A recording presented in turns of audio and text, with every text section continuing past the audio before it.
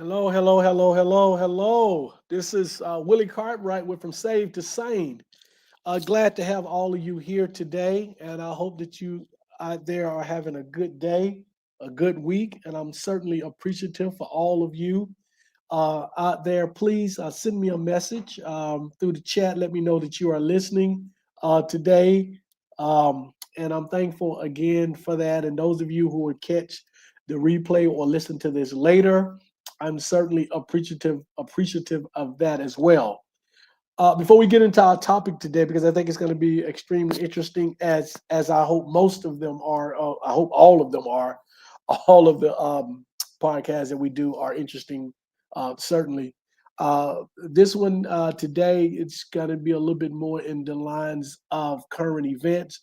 I had mentioned some time ago that I wanted to do more of these podcasts and sprinkle in or connect current events to our topic, because a lot of things that happen in current events is related either directly or indirectly to the things that we talk about on this podcast. And so I think we today's topic is a perfect example of it. Actually, we couldn't get a better example of it. But before that, let me do a couple of things. As I always do, let me say thank you to a couple of people. Taisha Essick, thank you for everything that you've done. I hope that you are doing well out there. I haven't spoke with you in a while, but I will reach out to you. But thank you anyway. Secondly, my wife Salima, who is 100% supportive of the things that we do here on this channel, and she is instrumental in the show going forward. And so again, I certainly appreciate her and the things that she do and what she continue to do. And then thirdly, I'd like to say thank you to all of you, the listeners, the followers, the subscribers, for tuning in. And along those lines, I as I was reviewing my channel and going back and looking at some things, it looks like it's been 3 weeks since I did this podcast, and for the life of me, I'm thinking that it's only been 2 weeks. So apparently, I missed last week, what should have been last week, because we try to do these podcasts every other week. And so I apologize for missing last week. Those of you who were waiting and listening or waiting to hear the podcast, I don't know what happened. I'm trying to rack my brain to figure out what happened. How did we miss it? Especially yeah, I'm not sure of what happened. But anyway, we try to do these every other week.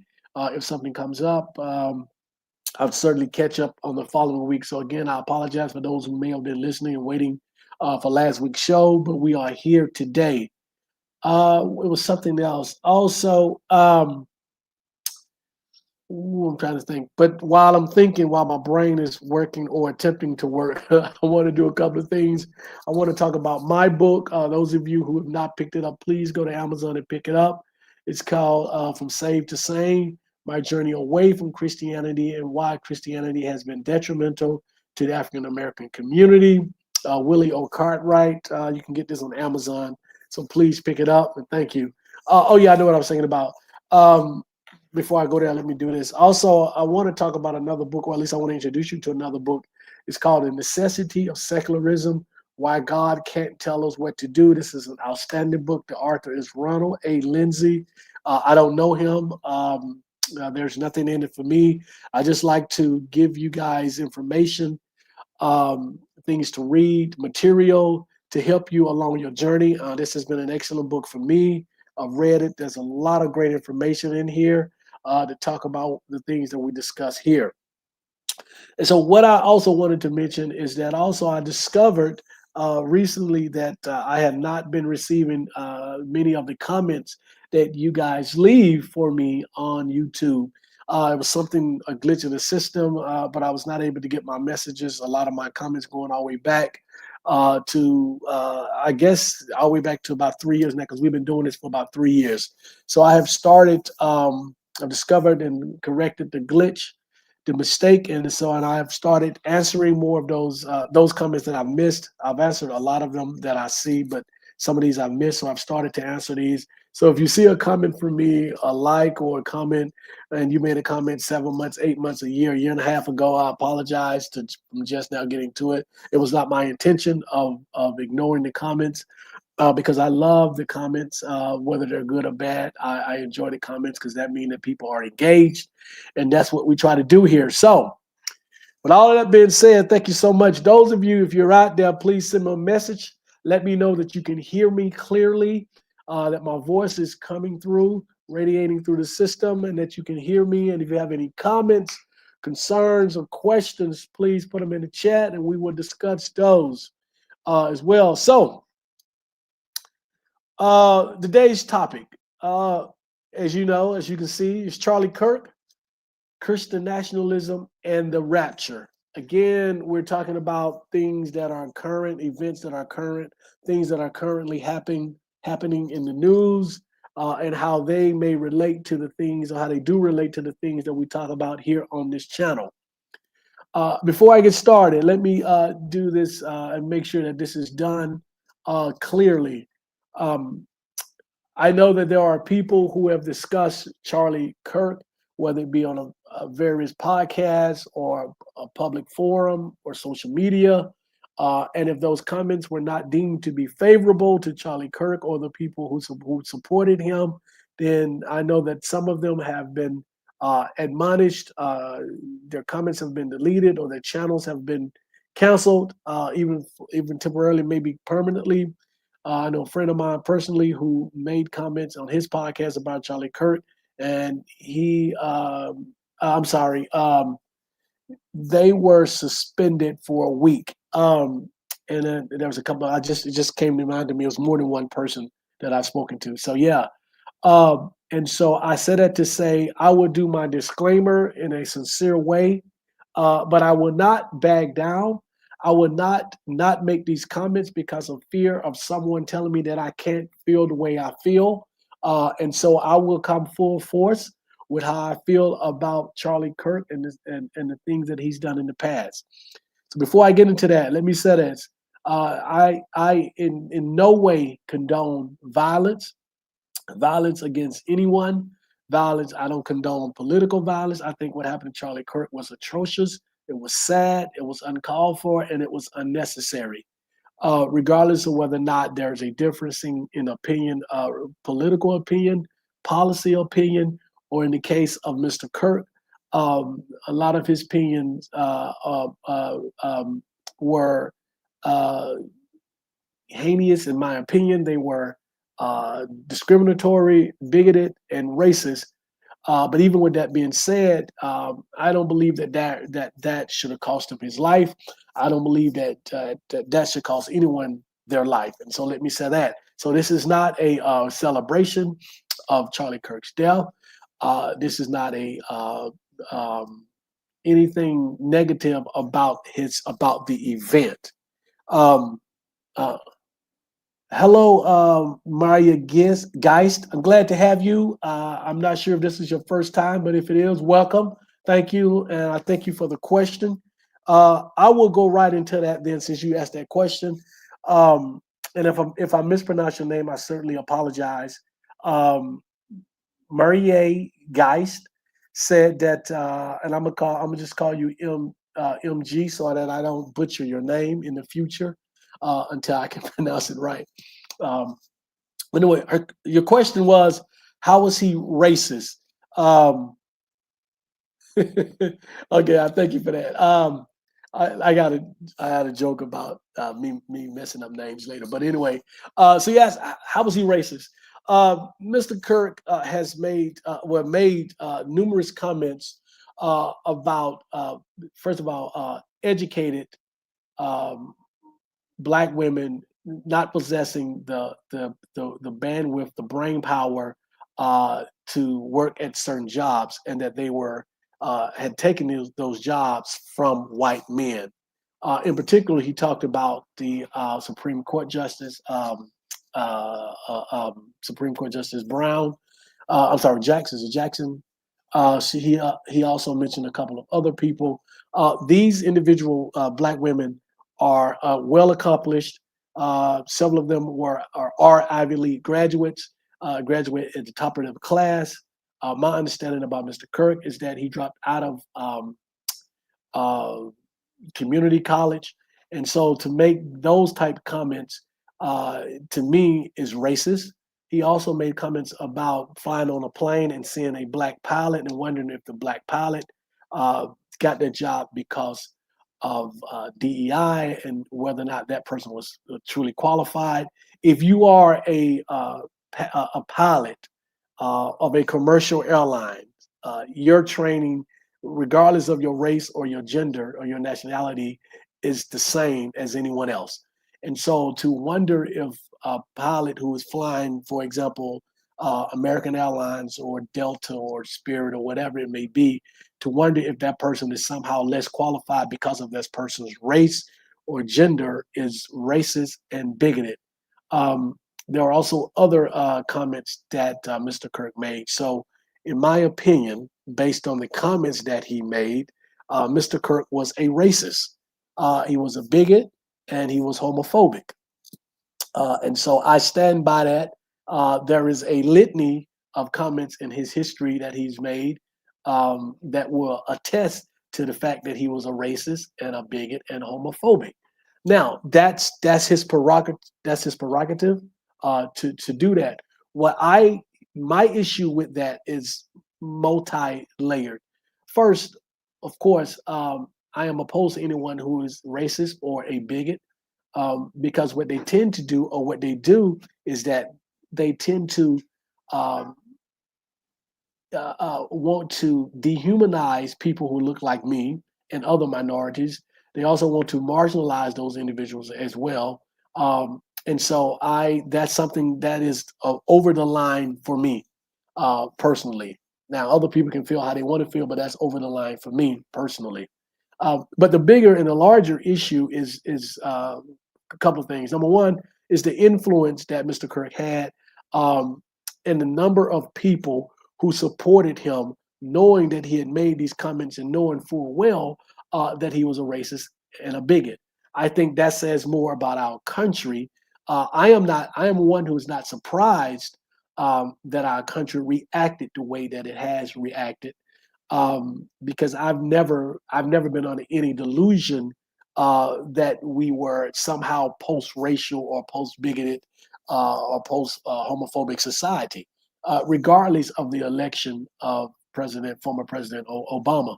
Um, I always felt that the first election of Obama was sort of people caught off guard. I believe that there were many individuals who did not want him to become president simply because of his race, that could not believe that the country would vote for a African American president, and they were shocked.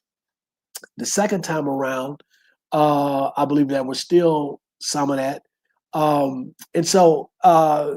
but I still believe that there is a sizable share of the country that is still bigoted and racist, and every other ism that we have.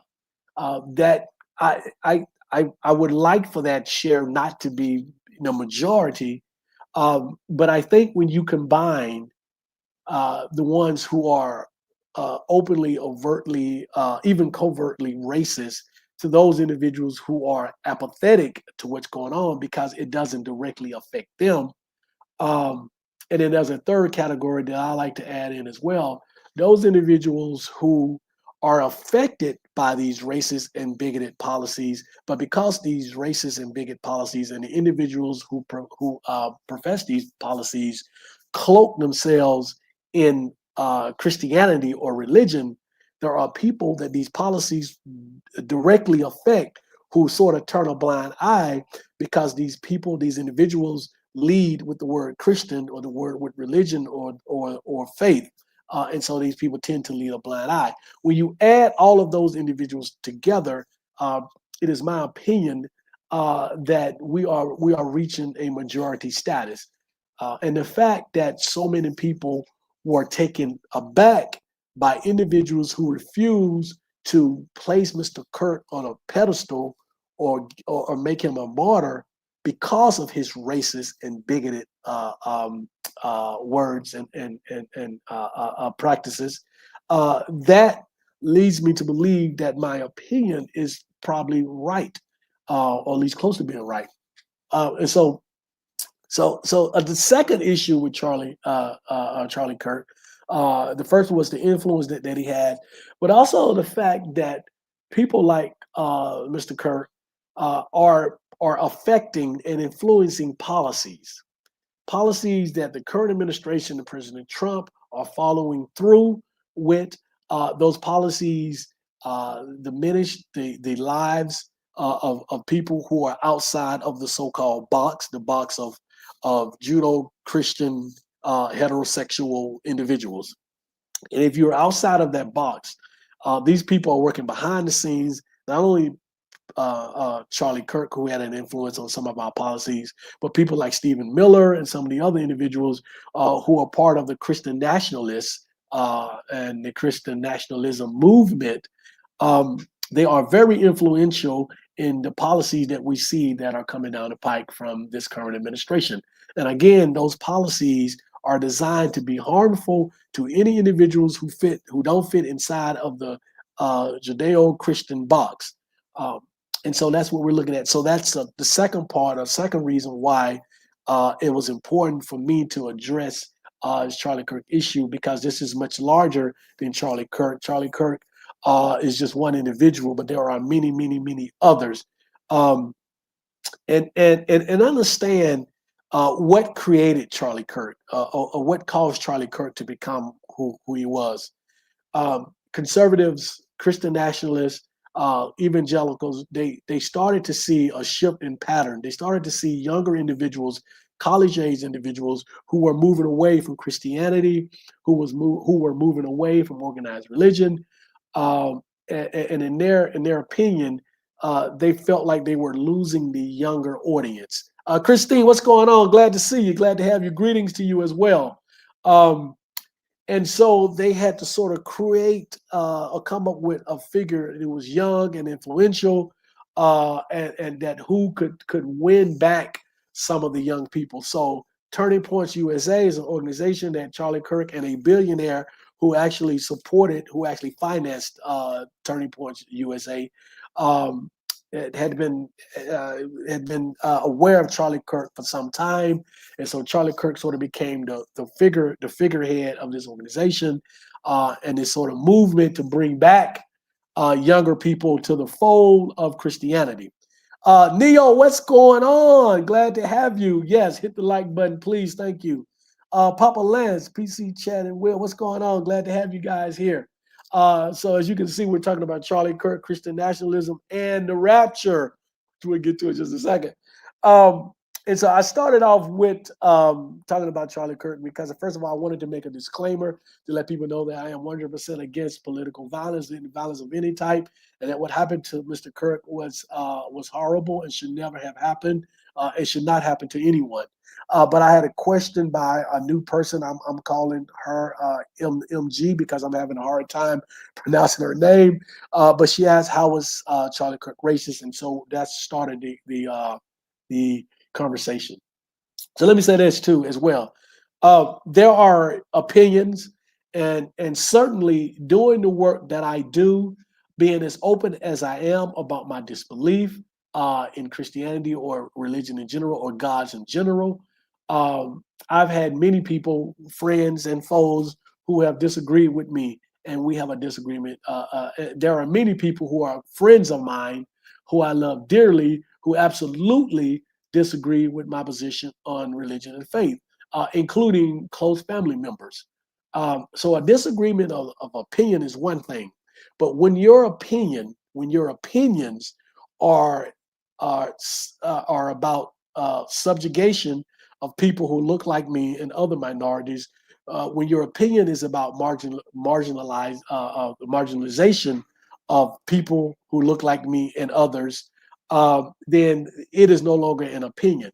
And so I can no longer agree to disagree with you.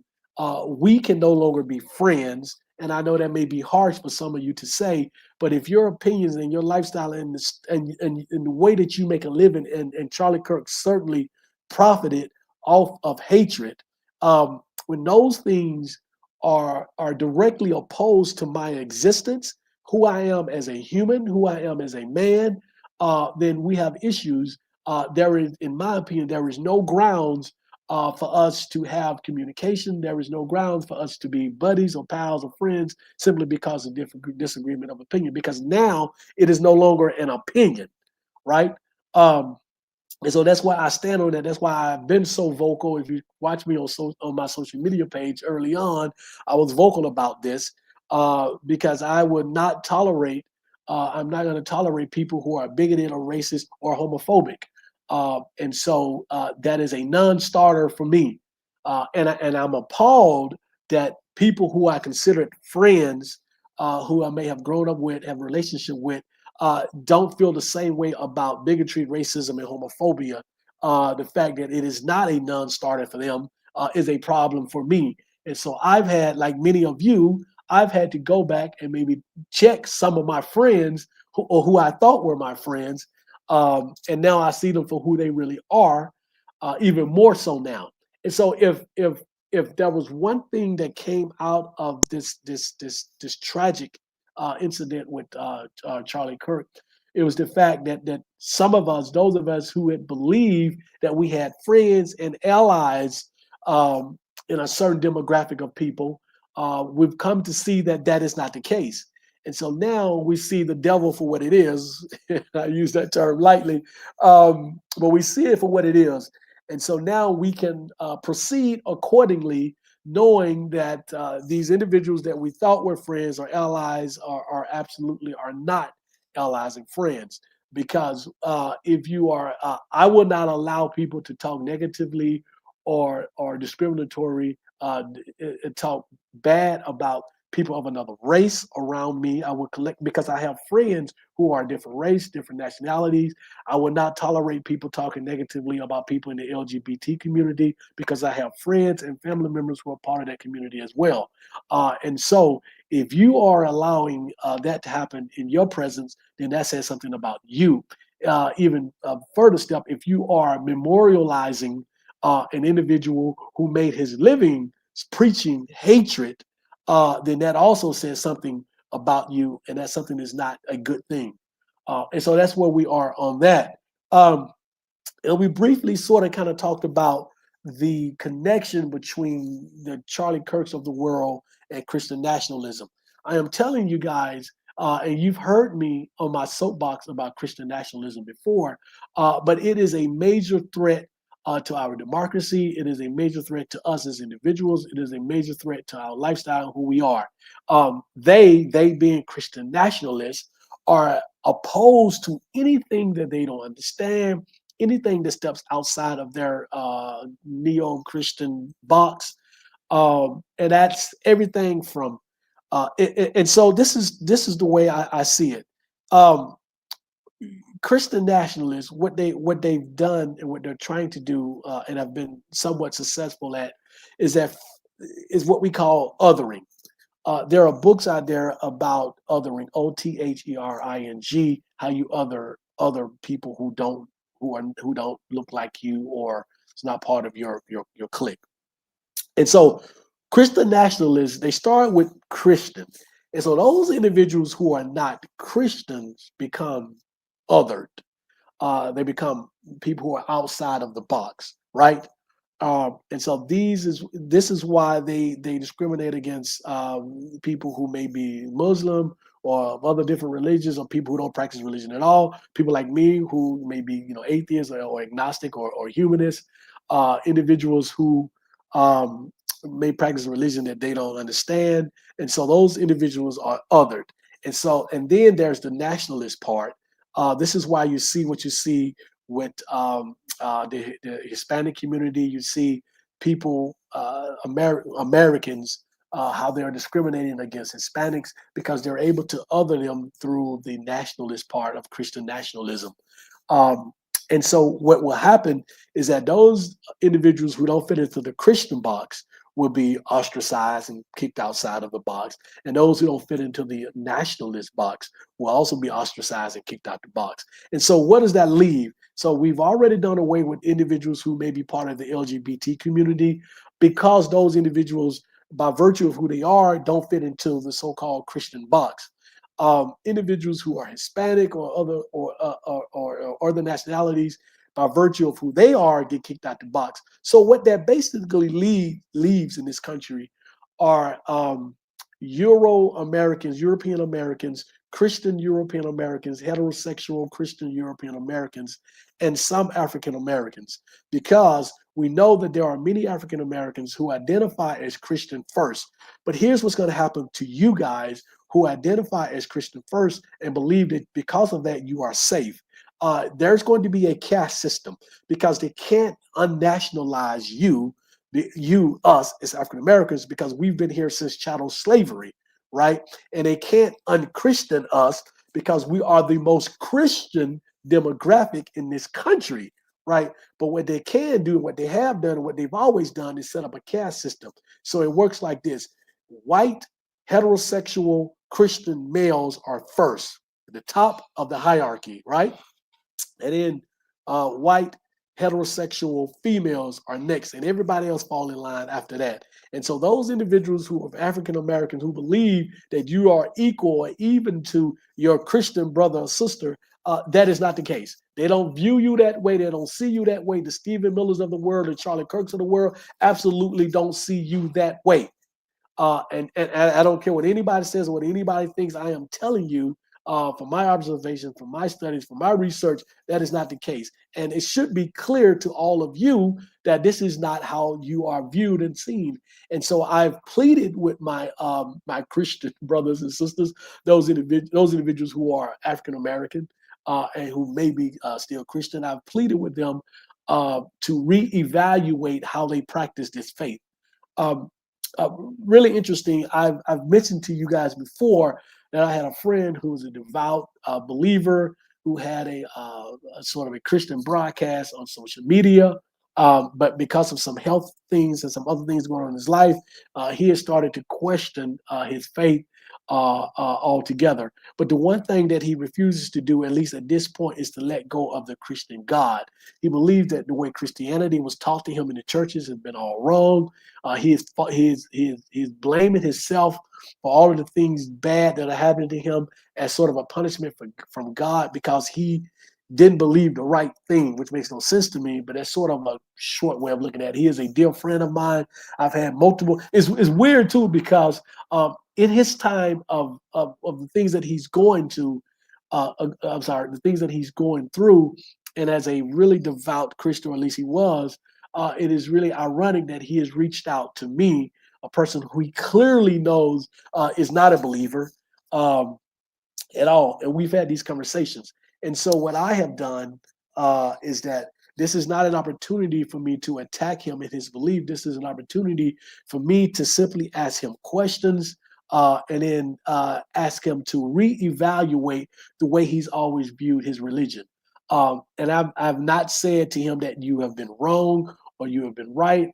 This is just an opportunity. This is part of a journey that you are on. Here's an opportunity for you to question your religion. And so I said this to all of the African American Christians out there. What we saw with Charlie Kirk and the followers, what Black Christians attempt to do is separate those individuals from their belief systems. And I think that's a mistake. What you're doing is that you are giving a defense where there's no defense needed, necessary, or viable. These individuals represent your religion. As I tell all of my friends who say, well, if someone is racist or someone is bigoted or someone is homophobic, they can't be a Christian. I said that's an absolute lie. There is nothing in the scriptures that says that if you are a racist or a bigot or homophobic, that you can't be a Christian. All it is saying that this person sins differently than you. Their sin is racism. Their sin is bigotry. Their sin is being homophobic. And they don't even consider that being a sin, but it's still hatred. So it's still in their book, it's still a sin. Your sin may be gluttony. Your sin may be drunkenness. Your sin may be adultery. Your sin may be fornication.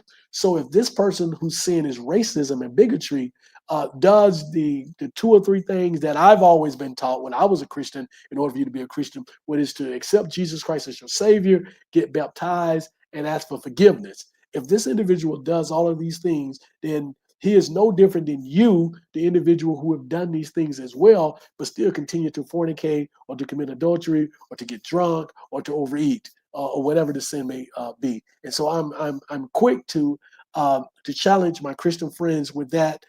So we can't um, separate ourselves from those individuals who are doing things. For example, and I give you a real life example. I am part of a fraternity. There are people, guys, who I see in my fraternity that are doing things that are unfraternity like. But I can't walk up to them and say, well, you're no longer part of my fraternity because you're doing this or you're doing that. They did what was required for them to become part of the fraternity. So they are still part of the fraternity. Same thing with Christianity. If you do what's required for you to become a Christian, you're still a Christian. Now you may need more forgiveness. You may need to pray more. You may need to ask for forgiveness. But from the way I was taught, you are still a Christian. And so so they can't separate that. And so what they need to do, as I mentioned to my friend, you need to do a reevaluation of this, and you need to include everything. Don't carve out God and say, well, these individuals are acting a certain way, so this is not about God. Where, as we've said, those of us who are non-believers and we get into these debates, as we have always said, um, where was God doing chattel slavery or during the Holocaust or doing lynching and all of this? Same thing today. It, this you It's something about this belief system, something about this God that lends itself to be abused the way that it has been abused. And at some point, you have to point the finger at, does this God really exist? Is this God truly all powerful? Certainly, is this God all loving? And so, one of the analogies that I used toward my friend when he was beating himself up about the reason why God is allowing this to happen to me or causing these things to happen to me, and these are severe things. I mean, he almost died. Um, he said it's because I misinterpreted what I had been learning from the church and what I was reading in the Bible.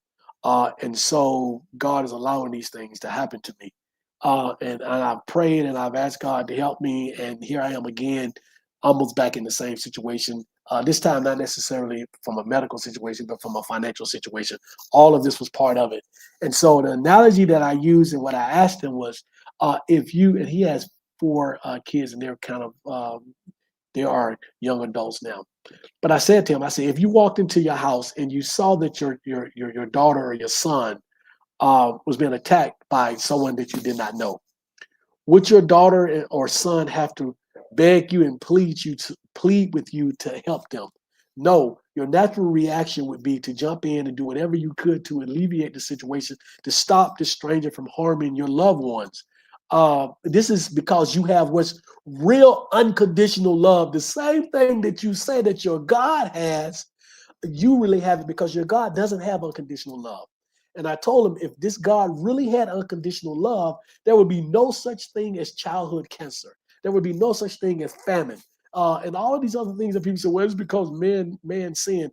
I didn't do a damn thing. First of all, I don't believe in sin. That's a man-made concept, right? And if for me to be punished from birth because of something that someone did 2,500 years ago makes absolutely no sense to me whatsoever, right? And even if your child, if you have kids or loved ones, even when those loved ones do something that you disagree with, you would never, if you're in your right mind, if you're sane, you're never going to ignore them if they are in harm's way. If they're in a position that something is really going to harm them, you're going to put aside the fact that, yeah, they said that they didn't like you or they misbehaved or they disobeyed you. You as a person providing unconditional love to your kids or your children or your loved ones, you're still going to do whatever it takes to get them out of harm's way. And even though I don't have any kids, I know that for a fact there is nothing that my wife or that my sister and my niece and nephew can do to not make me come to their aid if they really need it, if their life is in danger. There is absolutely nothing that they could do to make me not come to their aid. Nothing. And um, so I've said this to him, and I said, so where is this God? So either your God is either not all powerful, not all loving, or doesn't exist. I said, you choose. And so now this person is going through the things that he's going through his journey. I said, this is part of your journey and your learning. And so I said that to say, again, as African Americans, especially, or anyone else. Oh, so let me just let me add everyone into this. Not just not African Americans, but any of you out there who are part of this faith or any religion that see things happening that should not be happening. At some point, because you go on and you say, well, this is not about the God or the deity that I serve, whether you're Islam, whether you're Jewish, whether you're Buddhist, whatever it is, it's more about the people, right? The next thing happened, and you say, where is the people? The next thing happens is the people. At some point, you're going to have to say, what is it about this religion, this faith, this system that allows the people to do the things that they do that is accommodating to these behaviors, and then you're going to have to check that system itself, and that's what we refuse to do. Um, and so yeah, that's a large part of it. A couple of comments. Yeah, Neo said, "I hate when people ask that stupid question." And Neo, I missed that. I don't know what was it, and I should have asked you right after I saw the comment, but I apologize. I was kind of on the roll. Then Neo said, "I agree." I guess something else I said. Donald Richardson, how you doing, Donald? Glad to have you here, brother. Peace to you as well. Glad to have you all here. And so yeah, and so again, um, and I'll close out with the Charlie Kirk stuff with this here. Um, what we've seen over the last week or so, the last couple of weeks, is that people really come out and identify who they really are, what they really feel about us and other people who are marginalized, whether you be part of the LGBTQ community, whether you're part of the Hispanic community, whether you're part of the African American community, whether you are a woman, whether you are a non-believer, or whether you practice a different faith. We've seen what they're doing. Um, and so let's be mindful of those things. I am disappointed in the Democratic members of Congress. Again, let me say, and I've said this before, I don't consider myself necessarily a Democrat or a Republican. I am an independent, but I was totally disappointed. I was first disappointed with the collective of Democrats who refused to take a stand, and they supported a collectively supported a memorial for Charlie Kirk. I think that is asinine.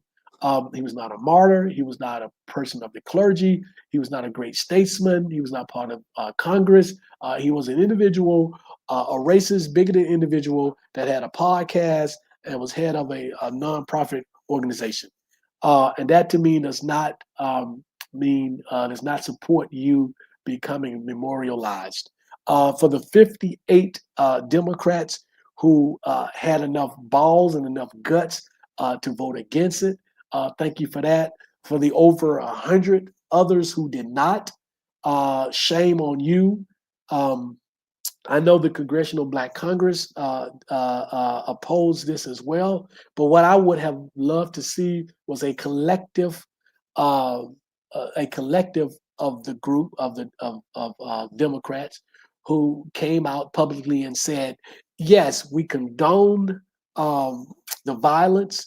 We are not for the violence, and this should not have happened to Charlie Kirk, and it should not happen to anyone." And we're certainly saddened about those events, his family and loved ones who were left behind.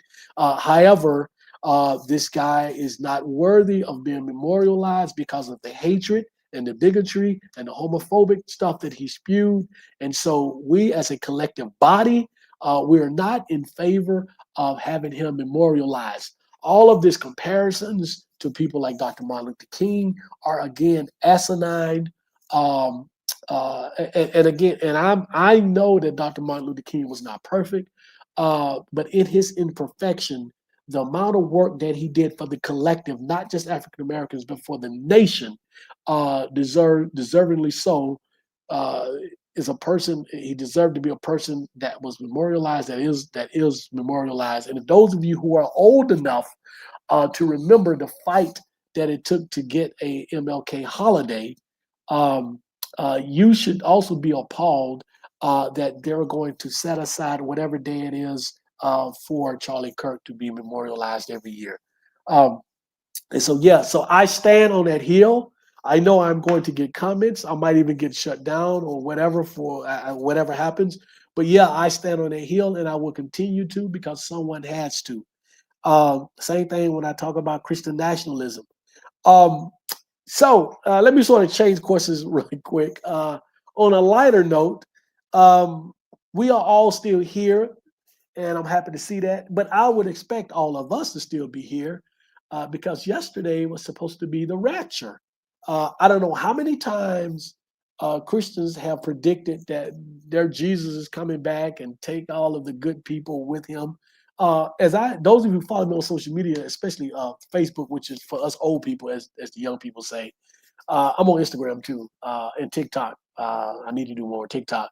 However, I stated that I wish that the rapture did happen so that all of these so-called Christians and bad people can be gone because I feel like the earth would be a much better place without some of these Christians. Now, before I get you know cremated, before I get killed on here, um, I have many friends who are Christians and they are wonderful people. Um, Family members who are wonderful people.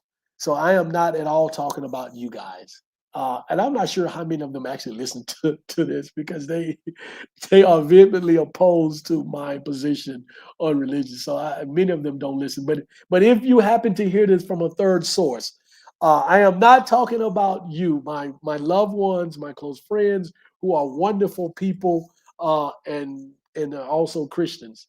I am talking about the people who are the Charlie Kirks of the world, the Stephen Millers of the world, the other people who spew hatred and bigotry and racism. Those are the individuals that I'm talking about. Um, I'm talking about those Christians. And so, yeah, Neo said, right. Papa Lance, thank you. 500 subs and counting. Yeah, I got to get more and more and more. I need more. But here's what I'm proud about with this. About a year and a half ago, I had someone come to me and say, listen, I can get you, I don't know where I was at the time, maybe 100, 150 subscribers. But they said, we got this program and we can get you to some crazy number, multiple thousands, tens of thousands of subscribers um, by doing this, and paying for this and paying for that, paying for that. And I said, no. I said, I want all of my subscribers to be organic.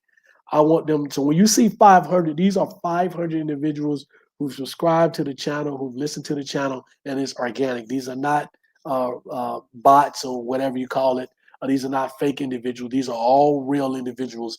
And so I'm very proud of that. And I'm very thankful that it's 500 real individuals. And we will continue to do this, and this will continue to climb and continue to go. So thank you, Papa Lance, for mentioning that. Absolutely. So tell all your friends, tell your people. I'm doing a bunch of different things. One of the things I'm going to do in the near future is work on the podcast, sort of make it pop a little bit more, maybe get some intro music. I need a background because it's just white right here. I understand all of that. So we're going to work on that. But yeah, but thank you for that. And Neil said, right. And so, yeah. And so as I close out with this, I just want us to be mindful of what we see out in the streets. Funny, my wife and I, because we live in let me say it right, Nevada, uh, just outside of Vegas. We were going to make a trip to Utah last weekend, and it had really just sort of slipped my mind temporarily um, that what happened to Mr. Kirk occurred in Utah, and that they might not be um, admirable to seeing someone that looks like me at this present time. And so my wife, a couple of days before, because we were spend like all day, a whole day on Saturday hiking. My wife said, "Are you sure we still want to go?" And I said, "You know what? Because I'm thinking about before I left Georgia. Those of you who are in around the Atlanta area, or even in Georgia, or even in the South, you may have heard some of these stories. Uh, there had been several young black men black people who had uh, been found dead or something, suspicious or nefarious had happened to them. And I think two of the incidents were people who were hiking. And so I said to my wife, "No, we don't want to be out there hiking somewhere." And we run into a couple of angry Christian nationalists, and there's no one else around. So we sort of postponed that trip. And I know for some of you um, that might be being overly cautious. But the first thing, my first responsibility as a husband is to make sure that I protect my wife. That is my first responsibility. So that will always be at the foremost, utmost of my actions and what I do and the way I think things through. And so yeah, so we made a decision not to do that. But yeah, whoop, whoop, George. Okay, Andrew Davis, glad to have you here. Yeah, Andrew, I moved away from Atlanta, the Atlanta area. You know, Atlanta's huge. What they call Atlanta is huge. 11 counties. I moved away about a year, just over a year ago, to where I am now. I was in Atlanta in that area for 27 years, and it was. I have no. I won't say anything negative about Atlanta because it was good to me. It has changed a lot. Um, if you want to find some negative things, there are plenty, but there are also a lot of good things in Atlanta. And so Atlanta will always be my second home. My first home being Birmingham. I actually was born in Huntsville, raised in Birmingham, and so people sort of get on my case about that because I call Birmingham home. Although I was born in Huntsville, I was only there for 2 years. But anyway, yeah. Um, LMA, what's going on? Glad to have you. You're in Cobb, Andrew. Yeah, I was in Lawrenceville, and then we moved to Decatur. So yeah, good deal. But yeah, but so let me leave this for you guys. Just please be careful out there. Um, we know that these Christian nationalists are angry. They're looking for a reason to start a race war. When they found out that the person who was responsible for killing Charlie Kirk was one of their own, they tried everything that they could to say, well, you know, he was trans, he was living with a trans boyfriend or whatever you know. But at the end of the day, unfortunately, Charlie Kirk was killed by one of his own. Um, what would have been a great narrative for them is that someone that looks like us or looks like me would have been the assailant or the person responsible for killing Charlie Kirk. But with rare exceptions, that's not something that we do. Um, and so yeah, and so again, be careful out there. Be mindful. Um, be careful what you do and what you say. Uh, and so yeah, and so if you don't see me in the next 2 weeks, then that's because they've taken my channel down because of the things I said about Charlie Kirk. But whatever, I'll be back some form of fashion if they do. So I'm still gonna continue to do what I do instead of the things that I say. Neo said white on white crime. Yeah, I've heard that one too, Neo. Absolutely. And so yeah. So that's where I want to leave it. Again, I apologize for missing. I think I missed last week, but I'm here, and then you'll see me again in 2 weeks, which will be the day before I travel back to Alabama for my homecoming, and a huge celebration for my university, my HBCU, Alabama A&M, 150th anniversary and the 35th year anniversary of my fraternity pledge line. And so it's going to be a big event. So you will see me that Wednesday before I pull out that Thursday or fly out that Thursday. So yeah, so you'll see me in 2 weeks. Enjoy yourselves. Stay safe. Remember the two books, my book, that I talked about, and then here's a great read for those of you, The Necessity of Secularism, Why God Can't Tell Us What to Do. Great read. You can get that one on Amazon as well. Andrew, you can let me. I'm gonna put my email address in here, Andrew, and you can reach me there.